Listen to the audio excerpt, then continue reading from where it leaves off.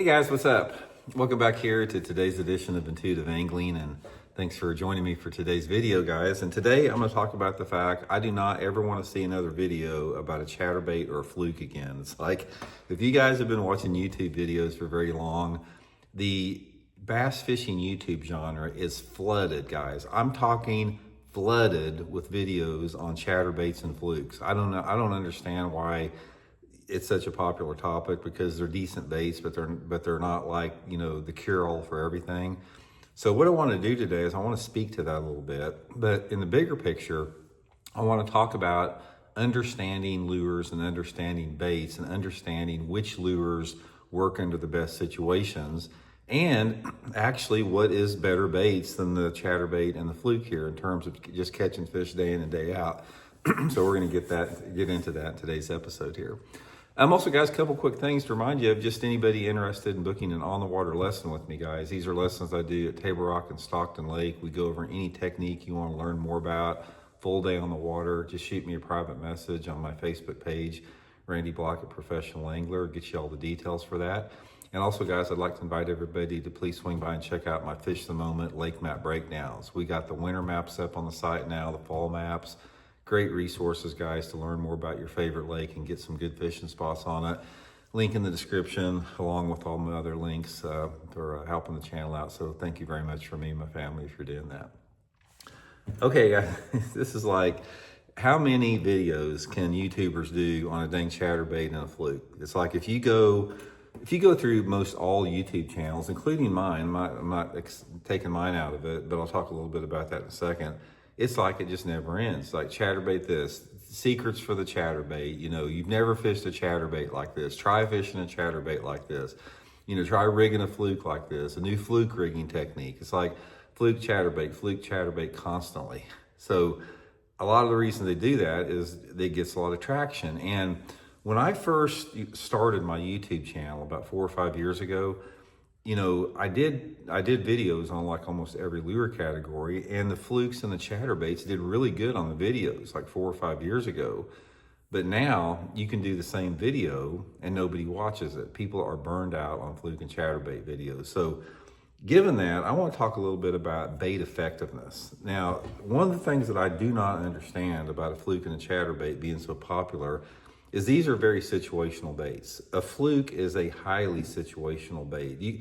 There's a lot of different ways you can fish it. You can fish it on a Carolina rig, or you can flip it. But for the most part, a fluke is rigged like with that core tackle hover rig or an EWG hook, and it darts around like a soft plastic jerk bait.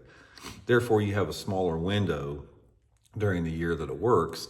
Chatterbait's a little bit more versatile too, but the fish have to be in the right mood and the right personality to bite a chatterbait. You've got to have the right set of conditions. You got to have the right set of water clarity. There's a lot of variables to that.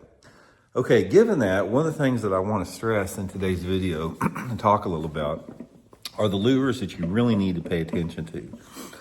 Now, flukes and chatterbaits and stuff like that, they get a lot of attention, but there's a lot of other lures out there that are going to deliver you a lot more consistent success day in and day out. And let's talk a little bit about what I mean by that. In order for a lure to be effective, in order for a lure to be appealing to bass, that lure has got to match the mood and the personality of the bass. Now, you hear me talking a lot about that on my channel, is mood and the personality of a bass, because a bass, it has different degrees of aggressiveness and inactivity based upon a lot of different factors.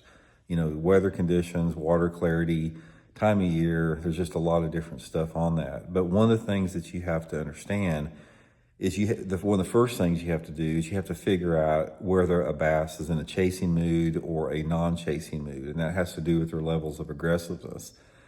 Therefore, the chasing mode that a fish is in is far less common than a more inactive mode. So, in other words, you're going to have less success consistently on your moving type lures, and you're going to have more consistency on your slower baits, given the fact that that's a reality of bass behavior.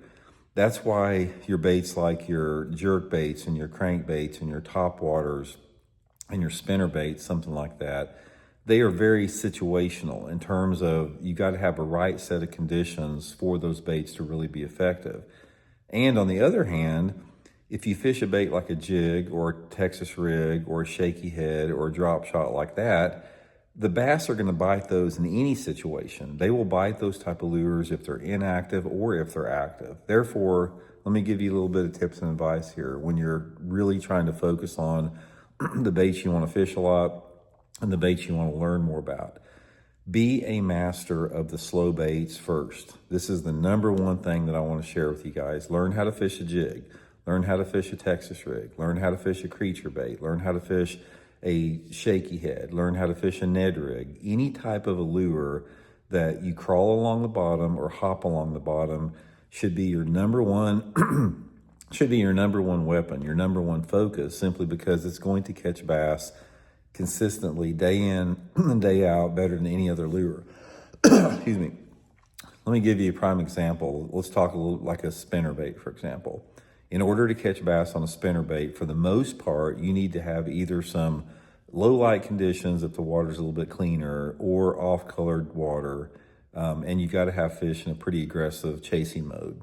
Therefore, the situations that a spinnerbait is going to be really, really effective are very limited in that sense. But if you take that same situation, whatever situation you're faced with the spinnerbait, and you give yourself a jig or Texas rig, creature bait, or something like that, you're going to more consistently catch bass day in and day out. In other words, let's say, for example, you got this nice long bank that's got 50 lay down trees on it, and there's bass there. Say you've caught bass there before.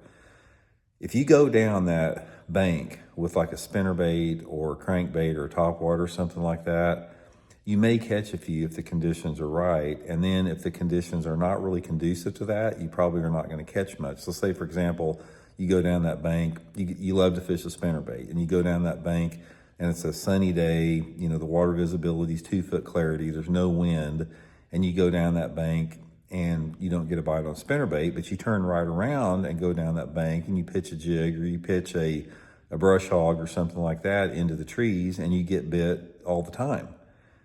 Now, on the other hand, if you go back to that same bank and it's a nasty day, say it's raining, it's cloudy, the wind's blowing a little bit, and you go down through that bank and you catch several fish on a spinnerbait, you can probably go down that same bank and still catch them on the jig or the brush hog, even though it's cloudy or rainy.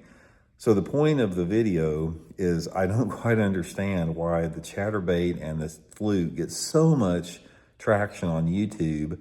And if I do a video like on a jig or a Texas rig creature bait, nobody watches it, because that is what you need to focus on, guys. It's like, if I can give you one piece of advice as a bass angler, is spend most of your time mastering the slow lures. Every single lure out there that you bounce on the bottom, there's like a bunch of them.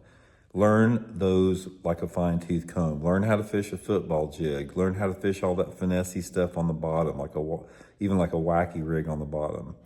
Learn how to fish a finesse jig. Learn how to fish a full-size jig. Again, the football head jig. All that type of stuff is going to equate to more success. That's why if I look at some of the most successful, older, consistent bass anglers that have been around forever and did well up into their 60s and 70s, guys like Gary Yamamoto and Larry Nixon and Guido Hibdon, those dudes, all they did was fish slow stuff.